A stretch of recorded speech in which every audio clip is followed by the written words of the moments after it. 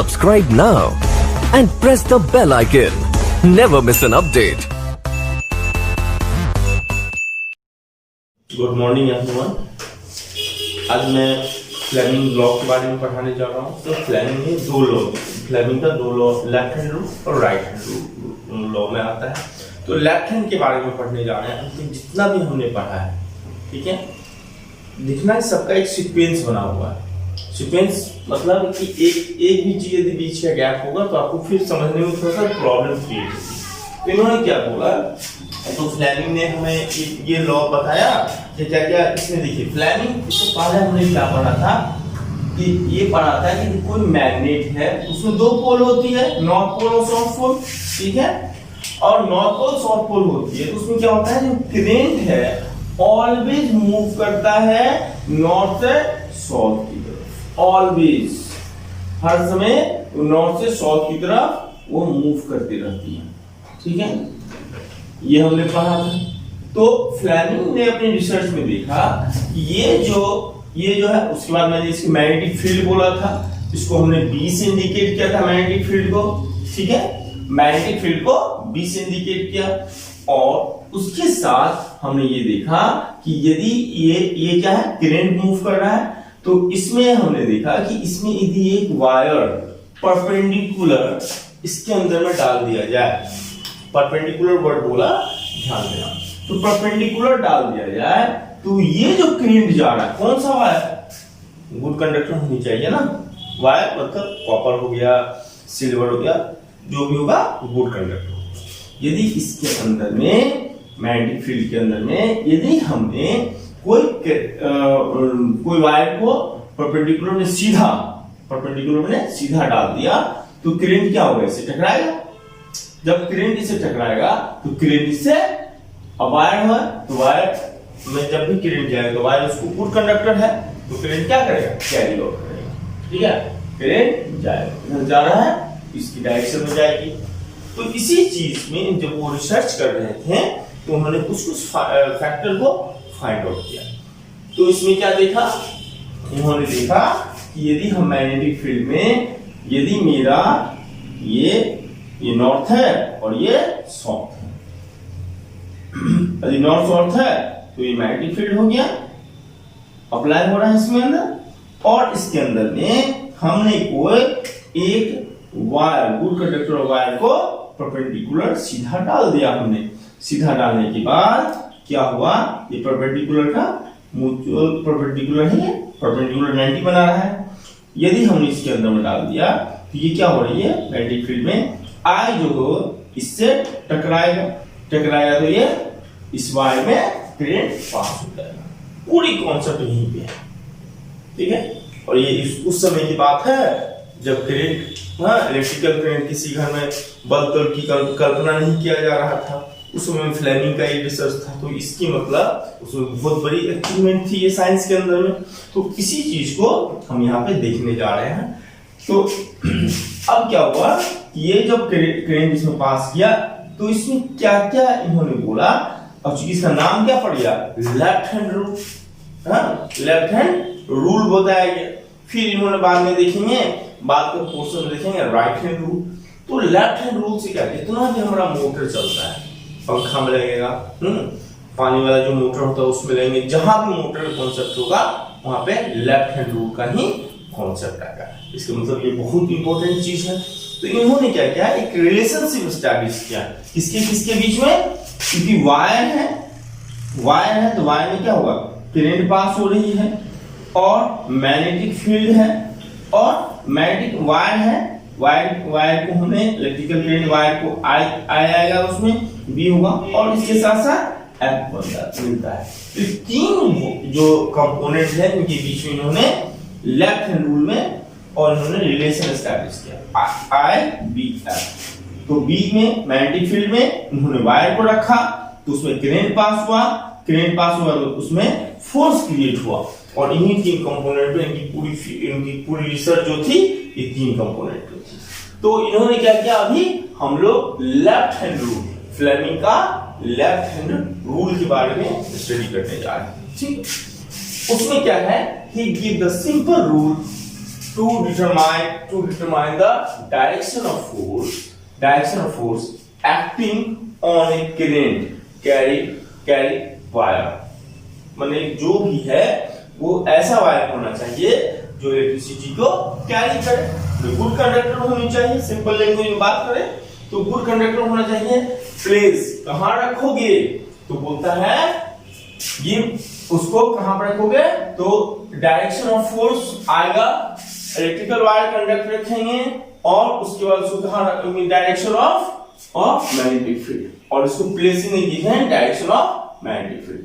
तो हमारे पास 3 टर्म आ गए, क्या क्या था उसी चीज को देखा रिलेशन।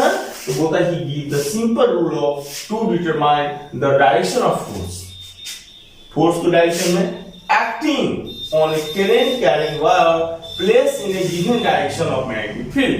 मैग्नेटिक फील्ड हमने डाला। सेकेंड इन्होंने बोला कि इसी को आगे बढ़ाते हुए इन्होंने बोला कि लेफ्ट हैंड को निकाल लिया हमने। तो लेफ्ट हैंड में 5 उंगली हो गया, तो हमने 3 उंगली को लिया है, thumb, forefinger, middle finger, thumb, forefinger, middle finger. Clear? तो इन्होंने बोला stretch the thumb finger, yes thumb finger को स्ट्रेच कर लिया, forefinger, yes this, and the middle finger, ये फिंगर ऑफ लेफ्ट हैंड का such that they are mutual perpendicular. यानी कि ये वर्ड को समझिए, म्यूचुअल परपेंडिकुलर, यानी कि इनके बीच में ये जो बनेगा इनके बीच में ये फिगर 90 होनी चाहिए। ये देखिए इसके बीच में ये 90 होनी चाहिए और इन दोनों के बीच में भी ये 90 डिग्री होनी चाहिए। यदि हमने इस तरह से यदि फिगर को हमने स्ट्रेच किया, बाहर निकाला, तो ये फ्लो को फॉलो करेगा म्यूचुअली परपेंडिकुलर।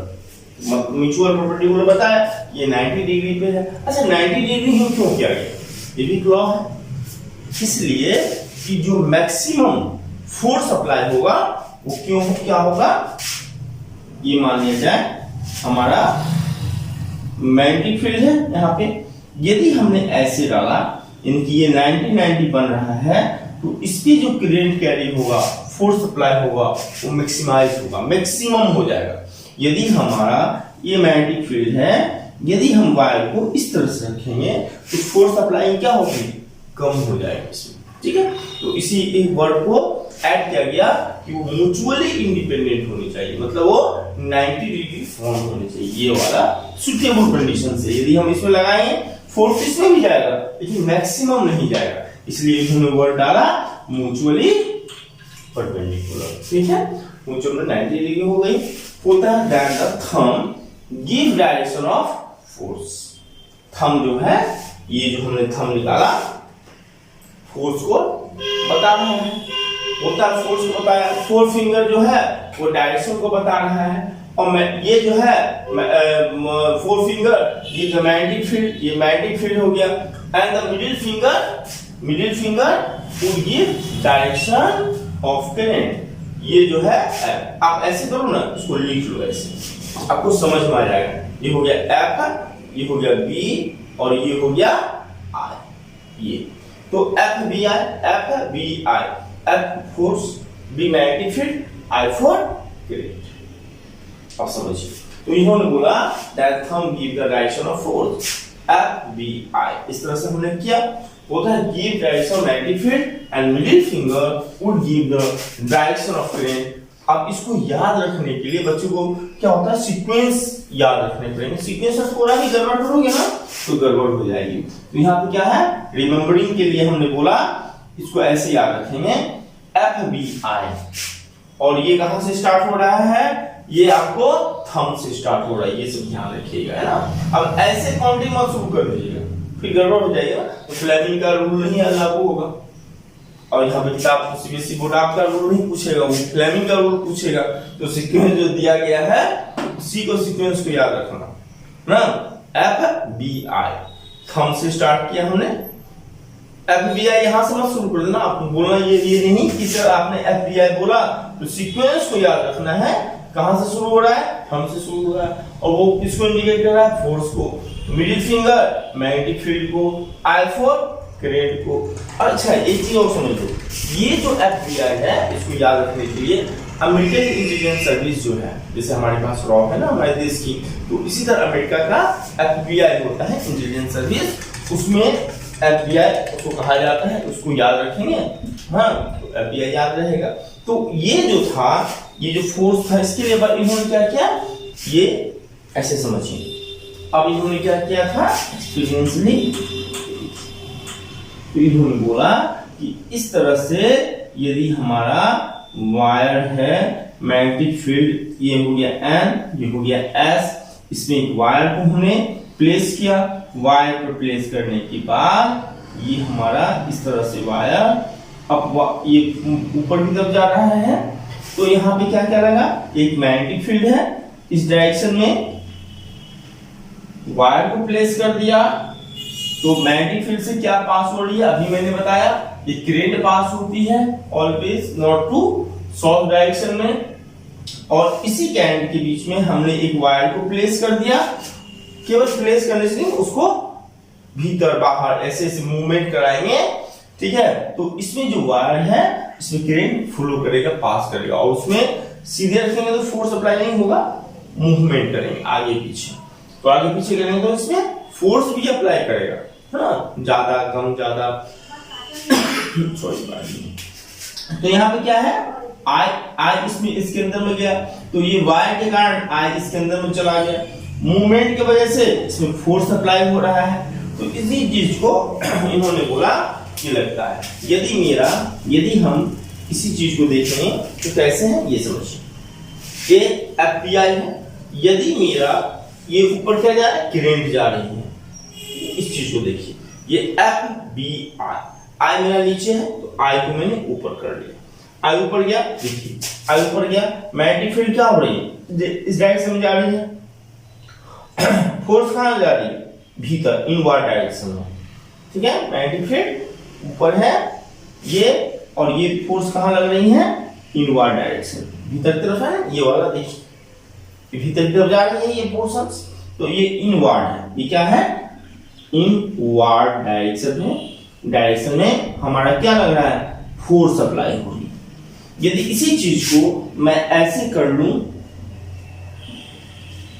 ये करंट नीचे आ रही है, तो मैग्नेटिक फील्ड जस्ट अपोजिट हो जाएगी, इसको देखेंगे कैसे हो रही है, तो यहां पर देखेंगे, आई मेरा ये था FBI, आई मेरा ये है, तो आई कहां जा रहा है, नीचे जा रही है, ये देखिए आई मेरा नीचे जा रहा है, तो आई नीचे गया तो ये देखिए मैग्नेटिक फील्ड इस तरह से हो गया, आई मेरा नीचे गया, इसका डायरेक्शन नीचे की तरफ है, बी मेरा ये हमारा बी हो गया, फोर्स फाइंड आउट कीजिए किधर जा रहा है, समझिए आई नीचे जा रहा है, मैग्नेटिक फील्ड इधर जा रहा है, तो फोर्स क्या हो रहा है, अपवर्ड, बाहर की तरफ जा रही है ना, ठीक है, इनवर्ड अपवर्ड, ये फोर्स इस डायरेक्शन में काम करता है, अपवर्ड डायरेक्शन में ये जा रहा है बाहर की तरफ, तो यहाँ पे इसका मतलब यदि मेरे पास दो मैग्नेटिक, अच्छा मैं इस पे थोड़ा सा और बात करूंगा, ये जो फोर्स है, ये फोर्स किस पे डिपेंड करेगा, ये जो कभी अपवर्ड लग रहा है या इनवर्ड लग रहा है, इसमें लगने के लिए फोर्स पे क्या क्या चीज पे डिपेंड करेगा, एक करंट, जितना करंट बाहर इसमें पास करेंगे, ज्यादा करेंगे, फोर्स उतना ही ज्यादा लगेगा, ठीक है। सेकेंड है मैग्नेटिक फील्ड बड़ा होगा तो फोर्स भी बड़ा लगेगा, मैग्नेटिक फील्ड छोटा होगा फोर्स भी छोटा लगेगा। वायर लेंथ ऑफ वायर का लेंथ, यदि वायर ज्यादा लंबा होगा तो वायर का लेंथ ज्यादा होगा, तो फोर्स भी ज्यादा अप्लाई किया यहाँ पे। फिर अभी मैंने एक चीज बड़ा रोक दिया था, वो क्या किया था, रोका था, ये समझिए, यदि मेरा कोई वायर, ये समझिए यहाँ भी मेरा है मैग्नेटिक फील्ड, ठीक है, और ये मेरा सॉर्ट है, ये N है, ये S है, इस मैग्नेटिक फील्ड हमारा जा रहा है, ठीक है, एक इधर हो गया अपवर्ड डायरेक्शन में, और दूसरा हमने डाउनवर्ड डायरेक्शन में, सराउंडिंग है, ठीक है, डाल। यहाँ पे देखिए क्या फर्क पड़ेगा, इसमें कुछ इंपॉर्टेंट टर्म है, इसको मैं क्लियर करूंगा, क्योंकि इसी आधार पे हमारा मोटर बनता है, फैन का या पानी वाला कहीं भी मोटर वर्ड आएगा तो इसी लॉ को फॉलो करता है, इसलिए मैं थोड़ा मेंशन कर रहा हूं यहाँ पे। क्या है कि यदि मेरा मैग्नेटिक फील्ड है तो ये करंट पास करेगा इधर, ठीक है। यदि मैं इनको एक रिंग शेप का डाल दूं, ये रिंग शेप का है, ठीक है, रिंग रेक्टेंगुलर शेप का, ये इस तरह से कोई डाला हो गया है, रेक्टेंगुलर डाला गया, ठीक है। तो यहाँ पे मैं करंट पास किया, ये ऊपर गया, तो हमने क्या देखा है इस फिगर में, तो ये ऊपर गया तो ये इनवर्ड डायरेक्शन में मूवमेंट कर रहा है, फोर्स क्या कर रहा है, इनवर्ड। ये फोर्स आपको यहाँ पे फोर्स करेगा इनवर्ड डायरेक्शन में, ठीक है। और इस साइड नीचे की तरफ आ रही है इलेक्ट्रिसिटी, नीचे की तरफ आएगी तो ये क्या होगा, नीचे की तरफ आएगी तो ये अपवर्ड डायरेक्शन में इस तरह से लगेगा। तो इसके कारण क्या होगा, ये जो रिंग है वो ऑलवेज क्या करेगा, मूव करते रहेगा, ये मूव करेगा। तो इसी चीज को मोटर का कॉन्सेप्ट में यूज करेगा। जस्ट मैं देखूंगा मोटर कैसे काम करता है, क्योंकि मैं यहाँ पे मिला दिया इसी लाइन को, क्योंकि ये यहाँ पे क्या देखा था मैंने, इनवर्ड नीचे की तरफ धक्का मार रहा है, ऐसे समझ, ये रिंग टाइप का है, ठीक है। ये देखिए रिंग टाइप का है, यहां से करंट जो गया इसके अंदर में, तो ये जो गया तो ये इनवर्ड में भीतर की तरफ मूव किया या इस तरह से, और ये जो था अब ये करंट नीचे की तरफ हो गया तो फोर्स क्या हो गया, ये ऊपर की तरफ मूव कर रहा है, तो ये इधर घुमा और ये इधर घुमा, तो ये क्या हुआ, ये जो रिंग है मान लीजिए रेक्टेंगुलर है, तो क्या हुआ, ऑलवेज मूव करते रहे। बच्चों मैंने ये आपको जो लेफ्ट हैंड फ्लेमिंग रूल बताया था तो उसमें एक दो चीज बताया था कि एन और एस है मेरा, ये एन और एस है, दो फॉर्मेट मैंने बताया था, ये एन है और एस है।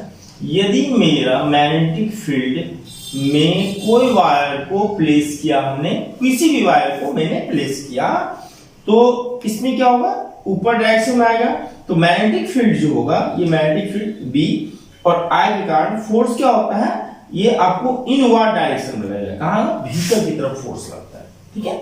ये फोर्स भीतर की तरफ, मतलब ये ऑब्जेक्ट को, ये देखो मैंने ये बताया था ना आपको, एफ बी आई, यदि मेरे करंट उधर गया तो ये क्या हो रहा है, देख लो ना, ये भीतर की तरफ जा रही है ना, इनवर्ड डायरेक्शन में। यदि इसी के ऑपोजिट, यदि मैं इस फिगर को ऐसे डेवलप करूं, इस तरह से डेवलप करूं, ये एन हो गया, ये एस हो गया, और यहाँ पे ऐसे लग रहे हैं, क्या होगा, इसको ऐसे समझ लो, इसी के ऑपोजिट बना रहे हैं ताकि आपको ज्यादा दिमाग न लगना पड़े।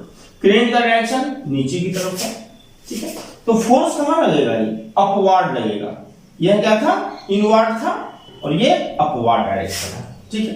तो इससे क्या होगा, यदि हम इसके बीच में एक रेक्टेंगुलर शेप का कोई फिगर डाल दें, ठीक है, एक बार करंट इससे ऊपर जा रहा है, इससे नीचे आएगा, तो क्या होगा, इस पोर्शन को ये भीतर फोर्स मारेगा इस तरह से, ये फोर्स ऐसे देखो, ये है इस तरह से, ये इधर मूव करेगा, जुड़ा हुआ है, रेक्टेंगुलर शेप का है, देखो ये इधर गया, जितना फोर्स ये लगाएगा उतना फोर्स ये इधर मूव करेगा, ये इस तरह गया, इस तरह से मूव करेगा रेक्टेंगुलर शेप का, तो इससे क्या होगा, मूवमेंट क्रिएट होगा, ठीक है। जैसे ही मूवमेंट क्रिएट होगा तो इसके बीच में जो डायरेक्शन है करंट का, वो डायरेक्शन तो फिक्स है, ये इस तरह से जा रहा है, तो इसकी मूवमेंट होगी कॉइल की, कॉइल मूव करेगा इस तरह से फोर्स, और जितना मूव करेगा करंट मेरा प्रोड्यूस होगा। इसी के बारे में हम ये इलेक्ट्रिकल मोटर के बारे में पढ़ने जा रहे हैं, इसी बेसिक कॉन्सेप्ट, अभी जो मैंने दो टर्म को मेंशन करा था ये वाला, इसी चीज को पूरा ये कैरी करता है मोटर,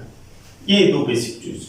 अब ये है क्या, इसको देखिए, मोटर पंखा में लगा होता है आपके घर में, तो क्या करते हो, स्विच लगाते हो, स्विच दिया हमने, पंखा क्या करता है, खट ऐसे चलना शुरू होता है, देखो ना, खट आवाज करेगा और वो इस तरह से चलना शुरू करता है। तो फैन का या घर में जो पानी वाला स्विच वाला मोटर होता है उसको दबाओ, उसमें क्या होता है, जैसे मैंने स्विच दिया, करंट वहां गया, लाइन रहेगा तभी ना पंखा चलेगा, लाइन हमने डाला तो इलेक्ट्रिसिटी पास हुआ, इलेक्ट्रिसिटी जैसे ही गया तो क्या हो, उसके अंदर में मोटर लगा हुआ है, मोटर घूमना शुरू, तो घूमने का रोटेशन शुरू कर दिया, वो रोटेशन मतलब मैकेनिकली मूव कर, रोटेशन कर रहा है, मैकेनिकली फोर्स लगा उसमें, तो इलेक्ट्रिसिटी से क्या हो रहा है, वो मैकेनिकल फॉर्म में चेंज हो रहा है, तो मोटर वही काम करता है। तो क्या क्या इलेक्ट्रिकल जो इलेक्ट्रॉन है या इलेक्ट्रिकल एनर्जी है उसको मैकेनिकल एनर्जी में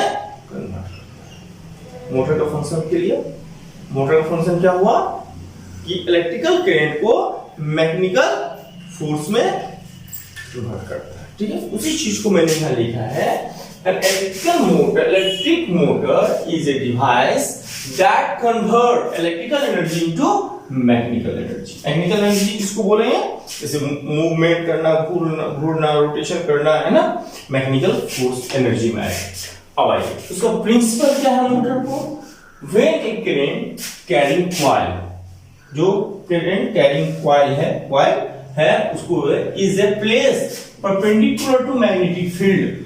जैसे मान लिया जाए ये इस तरह से हमने लिख दिया, ये मैग्नेटिक फील्ड, ये मैग्नेट है, इसके फील्ड के अंदर में एक कॉइल को मैंने प्लेस किया। वो कॉइल क्या है, ए बी सी डी। तो बोलता है एक कॉइल को आपने इसके अंदर में परपेंडिकुलर को प्लेस कर दिया, then it experience a force, इसमें फोर्स लगता है, अप्लाई होता है, it rotates the coil continuously. जब तक करंट उसमें जाता रहेगा वो कॉइल रोटेशन करते रहेगा। ठीक, पंखा में ये होता है ना, लाइन दे दिए 9-10 बजे दिया, सुबह तक पंखा चलते रहता है, जब तक बंद नहीं करोगे तो क्या हो, कंटिन्यूअसली वो इलेक्ट्रिकल एनर्जी मैकेनिकल एनर्जी में कन्वर्ट करते रहता है। तो इसमें पार्ट क्या क्या होता है, मेनली 3 पार्ट है, कम्यूटेटर, अब इसमें ब्लैक से कर लेते हैं ना, commutator, amateur and bruises, 3 part है। बैटरी भी है आपका, यहाँ पे सेल है, बैटरी है, जो भी बोलो, ये वायर को कनेक्ट करता है, यहाँ समझिए। तो मेनली मैंने 3 पार्ट लिया, कौन कौन सा लिया, एक कम्यूटेटर लिया, स्प्लिट रिंग लिया, ये स्प्लिट रिंग हो गया ना, ये वाला पोर्शन स्प्लिट टुकड़ा, ये एक्चुअली आप जो कॉइल या मोटर देखोगे, बाइक सब में भी देखोगे ना, आपको कॉइल कैसे होते हैं, ऐसे बंधे होते हैं ना, इस तरह से आधा पार्ट इधर, आधा पार्ट इधर, ये दोनों पार्ट आके इस तरह से जुड़ा होता है, इस तरह से, उसको स्प्लिट रिंग बोलते हैं ना। आपको तो गोल दिखाई देगा लेकिन बीच से जुड़ा होता है, टूटा होता है, स्प्लिट होता है, ठीक है, स्प्लिट रिंग होता है। तो ये समझिए, गोल सा, इधर से गोल, इधर से गोल, तो ये दोनों स्प्लिट रिंग होता है। ठीक है, इसको आर्मेचर बोला हमने। और यहाँ पे स्प्लिट रिंग बाहर ना निकल जाए, इसके लिए यहाँ पे कार्बन ब्रूसेस लगा देते हैं हम लोग, ये कार्बन ब्रूसेस लगा होता है। क्यों, क्योंकि जो स्प्लिट रिंग है ये वाला, ये मूव करता है और झटके से मूव करेगा, कि इधर है तो क्यू इधर आ जाएगा, पी इधर चला जाएगा, तो ये जो ब्रूसेस है उससे अटैच रहे, इसके लिए कार्बन ब्रूसेस लगाते हैं। ठीक है, और यहाँ समझिए, ये जो कॉइल है इसके बारे में देखें, कम्यूटेटर क्या होता है, स्प्लिट रिंग समझ में आ गया, दो टुकड़ा होता है जो आपस में एक रिंग की तरह बन जाता है, होता है। It is a devices that is used to reverse the direction of current. ठीक है, reverse the direction of current, तो ये क्या करता है, ये रिवर्स कर देता है, पी क्यू इधर आ गया, फिर ये इधर जाएगा, तो रिवर्स होते रहता है moment. Current flowing through the circuit के थ्रू होता है, it reverse the direction every time, बोलता है ये हर समय अपनी पोजीशन को चेंज करते रहता है, direction every time the coil just passing the vertical positions. सीधा होता है, मैंने पहले ही बताया था, सीधा क्यों होता है, परपेंडिकुलर वर्टिकल होगा तो मैक्सिमाइज एनर्जी या करंट उसमें जाएगा और उसी तरह से वो फोर्स क्रिएट करेगा। ठीक है, आर्मेचर, अब आर्मेचर क्या हुआ, ये जो पार्ट है ए बी सी डी, ये पूरा आर्मेचर कहलाता है। ठीक है, अब यहाँ पे समझिए, इसमें ये करंट यहाँ से निकला, ये बड़ा वाला पोर्शन है, प्लस यहाँ से करंट निकला, ये करंट गया यहाँ पे, करंट जाने के बाद यहाँ ध्यान दीजिएगा, ये करंट यहाँ से निकला, ये करंट प्रोसेस में, कार्बन प्रोसेस में गया, यहाँ से होते हुए यहाँ गया। तो करंट अभी मैंने बताया था, यदि आपका ये करंट ऊपर की तरफ गया तो मैग्नेटिक फोर्स किधर जा रही है, मैग्नेटिक फोर्स आपकी इस डायरेक्शन में मैग्नेटिक फील्ड क्रिएट होगी। ठीक है, मैग्नेटिक फील्ड क्रिएट हुई, ये देखिए, ये मैग्नेटिक फील्ड इधर क्रिएट हुई और फोर्स किधर लगा, इनवर्ड डायरेक्शन, भीतर की तरफ। तो ये जो गया तो यहाँ पे फोर्स क्या हुआ, ये भीतर की तरफ मूव किया। यदि हम इसको ऐसे करें, यहाँ भी करें ऐसे, इनवर्ड हो गया, तो ये अपवर्ड डायरेक्शन इधर से हो जाएगा। तो इनवर्ड डायरेक्शन में मूव किया, यहाँ पे फोर्स गया ऊपर, मैग्नेटिक फील्ड हुआ और ये फोर्स क्रिएट किया। यहाँ फोर्स, ये करंट है I है यहाँ पे और ये हमारा B है। तो ये फोर्स यहाँ गया, तो इसके कारण क्या होगा, ये पोर्शन इधर पुश होगा, पुश होने के बाद ये करंट फील्ड इधर से मूव करते हुए यहाँ आया। I की डायरेक्शन क्या हुआ, नीचे डाउनवर्ड की तरफ हो गई। अब मैग्नेटिक फील्ड क्या किया, इसको बाहर की तरफ फोर्स, एक्सपीरियंसली क्या हुआ, बाहर की तरफ फोर्स अप्लाई करेगी और यहाँ पे ये मैग्नेटिक फील्ड इस डायरेक्शन में हो जाएगा। इधर था इस डायरेक्शन में, मैग्नेटिक फील्ड इधर आ गया। तो ये कंटिन्यूअसली जब तक इलेक्ट्रिसिटी आएगी, फिर यहाँ से आया यहाँ पे, अब यहाँ पे आने के बाद फिर से इधर आया, फिर यहाँ, ये कंटिन्यूअसली चलते रहता है। इसकी वजह से क्या हुआ, ये P Q में, Q P में कंटिन्यूअसली मूव करेगा, रिवर्स ऑर्डर में बनते रहेगा। तो इसी चीज को लिखा हमने यहाँ पे, armature A coil is bound on A soft iron. अच्छा यहाँ पे ये समझना, मोटर में सॉफ्ट आयरन क्यों डालते हैं, कितनी बार क्वेश्चन पूछा गया है कि सॉफ्ट आयरन से ही, कोर से ही आर्मेचर का डेवलपमेंट करते हैं। क्यों करते हैं कि सॉफ्ट आयरन जो होता है, इलेक्ट्रिसिटी जैसे ही मैंने ऑन किया वो मैग्नेटाइज हो गया, इलेक्ट्रिसिटी जैसे ही गया मैग्नेटाइज हो गया मैक्सिमम, और जैसे ही काटा तो अपने डायरेक्शन को खत्म कर दिया, मैग्नेटिक प्रॉपर्टी खत्म हो जाएगी। इसलिए आपको सॉफ्ट आयरन का यूज किया जाता है। केवल ये ध्यान रखना, soft iron on core, the core become magnetize and increase the strength of magnetic field. और जितना सॉफ्ट आयरन होगा वो क्या करता है, उसको स्ट्रेंथ देता है, पावर देता है, किसको, मैग्नेटिक फील्ड को। जितना ज्यादा इलेक्ट्रिसिटी चुप जाएगा उसमें मैग्नेटिक फील्ड बीच, अभी बताया था मैंने कि जो I होता है, I proportional to V, I proportional to, इसे पहले मैग्नेटिक में बताया था, I प्रोपोर्शनल टू फोर्स। और इसी तरह से कि जितना भी करंट ज्यादा जाएगा मैग्नेटिक आयरन में, तो वो ज्यादा फोर्स क्रिएट करेगा, मैग्नेटिक फील्ड क्रिएट करेगी। इसी तरह से हमने देखा यहाँ पे ब्रूसेस क्या होते हैं, they help in the conducting of circuit and also complete the circuit. अब देखो ब्रूसेस क्या होती है, ब्रूसेस हमने लगाया तो ये जो झटका से इधर मूव किया, तो ब्रूसेस क्या करेगा, उसको होल्ड करके रखता है, रोक के रखता है ताकि ये अलग ना हो। अलग हो जाएगा तो क्या होगा, इसमें इलेक्ट्रिकल वायर, ये जो वायर है ना, ये इससे अलग हो जाएगी। तो उसको हम लोग ब्रूसेस को यहाँ डाल के रखते हैं ताकि ये इसको होल्ड करके रखे, और ये झटके से जो मूव होगा इससे इस साइड, तो उसमें वो चेंज ना करे अपने पोजीशन। ठीक है, ये फिक्स होता है। यहाँ पे मैंने लिख भी लिया है, कार्बन ब्रूसेस क्या होती है, फिक्स होती है। पी क्यू, ये स्प्लिटिंग चेंज होगा, क्यू इधर आ जाएगी, पी इधर आ जाएगी, लेकिन ब्रूसेस क्या होगी, ये फिक्स होगी, ये अपनी पोजीशन को चेंज नहीं करेगा ताकि इलेक्ट्रिसिटी कंटिन्यूअसली मूव कर सके। ठीक है, आज के लिए इतना ही है। कल मैं इसके बाद और भी बहुत सारी चीजें, लेफ्ट हैंड रूल, इंडक्शन है, उसके सोनाइडल्स हैं, ये सब टर्म आपको इंपॉर्टेंट टर्म है, नेक्स्ट क्लासेस में पढ़ा।